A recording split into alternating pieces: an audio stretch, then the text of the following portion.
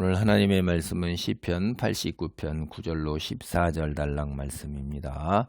89편의 9절로 14절 단락이 창조주 하나님을 찬양을 하고 있는 것입니다. 앞에서 이제 앞단락에서는 세상의 그 무엇, 우리 인간적 관점에서 신들이라는 것들과 비교할 수 없는 절대지존의 하나님을 찬양을 했어요. 여기에서는 이제 세상으로 눈을 돌린 거예요. 하늘에서 세상으로 눈을 돌린 겁니다. 9절입니다. 주께서 바다의 파도를 다스리시며 그 파도가 일어날 때 잔잔하게 하시나이다. 주께서 라합을 죽임당한 자같이 깨트리시고 주의 원수를 주의 능력의 팔로 흩으셨나이다. 여러분, 이 파도라는 게 어떤가 하냐면 계속해서 몰려오죠. 계속해서 몰려오는데 우리가 이 바다에 사는 사람들, 이제 그 사람들이나 그 고대 그 근동 같은 데에도 이 지중해가 바다죠. 갈릴리도 이제 바다라고 생각하고 있는데 이게 집채만한 파도 같은 것들 넘실거리는 거 보시잖아요. 그러면 사람은 뭐 거기서 그냥 죽는 거예요.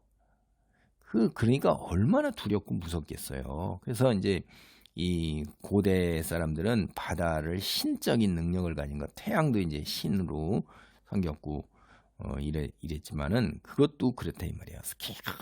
큰 어마어마한 산, 이 산도 그 웅장함과 그 위에 올라가지 못하고 다 죽죠. 산도 속에서 올라가다 죽고 다 하고, 그러니까 그 산도 두려운 거예요. 신이 거하는 것으로 이제 생각했던 것입니다. 특별히 이제 고대 근동의 신화 같은데 이때 보면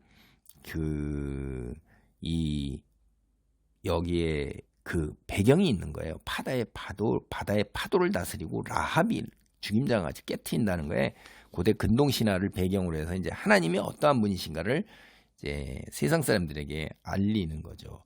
그 이제 바다의 신이나 괴물이 근동 신화에 같으면 티아맛이나 야미라는 것들이 나와요. 하나님 통제 아래에 있다 이러는 거죠. 그리고 라합도 이제 다스리는데 라합은 이제 앞서서 우리가 봤을 때 이집트를 이제 가리키는 말로도 사용이 되잖아요. 그러니까 문맥상에서 보면 그 라합이 이사야서 30장 7절이나 시편 87편 앞서 4절 같은 데서는 이집트예요. 그게 세상을 가리키는 상징이고, 여기에 나오는 라합은 이제 그 파도처럼 밀려오는 자라는 의미의 그 신화에 나오는 괴물의 이름입니다.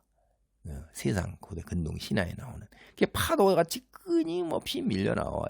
근데 죽은 자가 저항을 아무것도 못하죠. 죽은 자의 몸뚱이를 으스러뜨리듯이 그 엄청난 집채만한 파도와 그 무서운 바다의 신조차도 하나님께서 어떻게 해요? 깨트리고 흩어버리셔요. 깨트려버리고 흩어버리는, 이거는 누가 그 일을 방해할 수 있느냐 이 말이에요.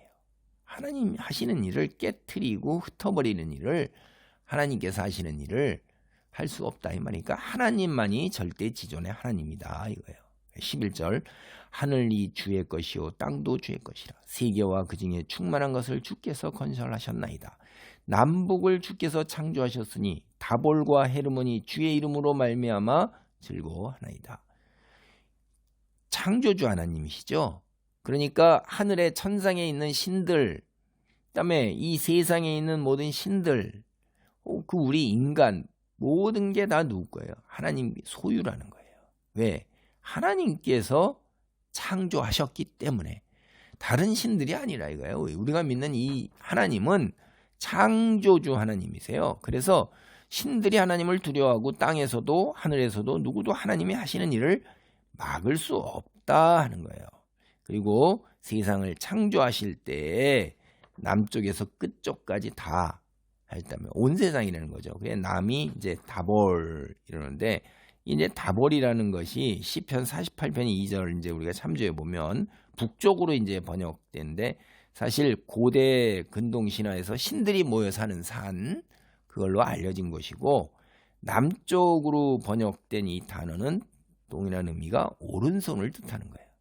그런데 이제 고대 사람들이 보통 방향을 얘기할 땐 동쪽을 바라보고, 그렇게 되면 오른쪽이 남쪽을 향하고 그래서 오른손이 남쪽으로 해석이 되는 거예요. 그게 같은 의미입니다. 그게.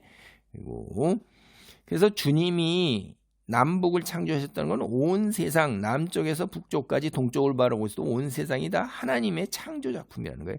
주님이 세상을 아름답게 창조하셨기 때문에 지음받은 모든 피조물들이 기뻐한단 말이에요. 그 대표적으로 온 세상을 대표하는 게 다볼과 헤르몬이에요. 그래서 위대하신 하나님의 그 이름을 찬양하는 거예요. 다볼이라는 것은 사마리아가 위치한 이스르엘이라는 곳이 있어요. 지명이. 거기에 북동쪽에 위치한 조그만 산. 헤르몬은 거기서부터 이제 80km 북쪽에 굉장히 높은 산입니다. 그래서 어쨌든 이 두 산 사이의 그 소유권이 그게 굉장히 분쟁이 휘말려요. 그 땅이 좋은 땅이고 통로가 되는 땅이기 때문에 전쟁에 휘말리는데 소유권이 누구예요? 하나님 거라 이거예요. 큰 산이나 작은 산이나 그 가운데 있는 모두 다 하나님께서 창조하셨고 하나님 것이라는 거예요. 그래서 13절입니다. 주의 팔에 능력이 있사오며 주의 손은 강하고 주의 오른손은 높이 들리시셨나이다. 공의와 정의가 주의 보좌의 기초라. 인자함과 진실함이 주 앞에 있나이다. 주님이 세상을 창조하신 그 팔, 능력의 팔로 온 세상을 다스려서 주님의 팔은 능력이 강합니다. 전지전능하신 거. 오른손 능력의 손이 높이 들려 있어요. 근데 쌍으로 나오는 게 항상 하나님의 성품 말씀하실 때 공의와 정의예요. 세상을 다스릴 때 사용하시는 기준이에요.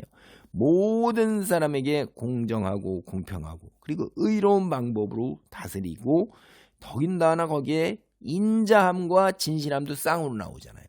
하나님이 우리에게 했어야 돼요. 여기 했어야 돼요. 인자함, 사랑, 인애, 자비를 베푸셔요. 근데 그게 변함이 없이 늘 일정하셔요. 뭘로?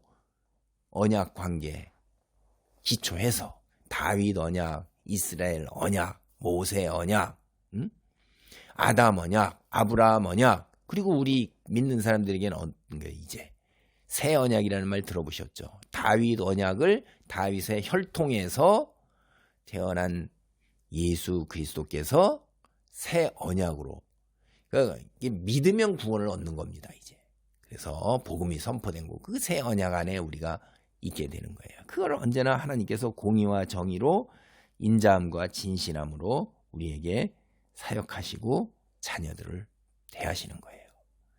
기도합니다. 할렐루야. 하나님 감사합니다. 공의와 정의, 인자함과 진실함이 하나님의 성품으로 당신의 언약 안에 머무는 자들에게 언제나 베푸시는 기준이요 그리고 언제나 베푸시는 놀라운 손길임을 봅니다. 늘 일관되게 변함없이 우리에게 사랑과 인애와 자비로 다가오시는 하나님, 그리하여 온 세상 사람들에게 공의와 정의로 아버지 하나님이여 심판하시며 대하시는 아버지 하나님, 질서를 이루어 가시는 하나님 감사합니다. 주님께서 말씀하신 그 언약이 이제 예수 그리스도를 통하여 새 언약으로 아버지 수립되어 새 창조가 이루어지고 새 창조의 완성을 눈앞에 보고 있고 그 과정 중에 살아가는 우리의 인생의 여정 하나님께 영광 돌리며 하나님의 백성으로 부족함이 없도록 거룩한 삶의 모습으로 온 세상에 하나님 드러낼 수 있도록 축복하옵소서. 붙들어 주시옵소서. 능력을 덧입혀 주옵소서. 예수님의 이름으로 기도하옵나이다. 아멘.